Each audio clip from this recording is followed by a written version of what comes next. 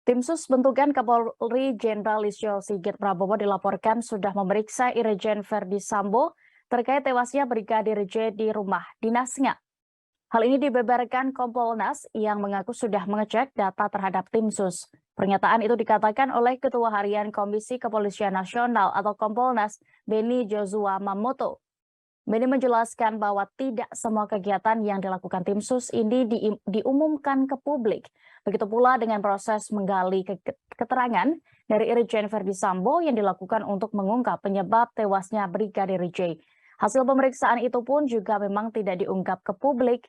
Perihal hasil pemeriksaan Irjen Verdi Sambo nantinya akan disampaikan oleh tim khusus yang telah dibentuk Kapolri Jenderal Listio Sigit Prabowo.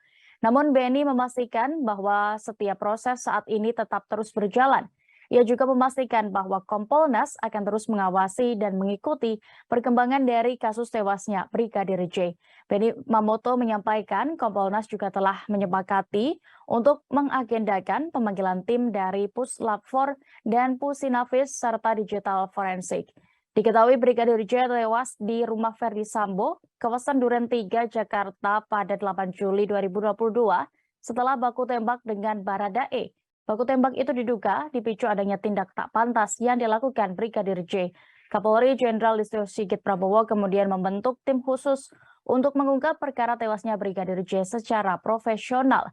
Di dalam tim khusus bentukan Kapolri ini, ada Kompolnas dan Komnas HAM yang bekerja secara eksternal dan independen untuk perkara ini.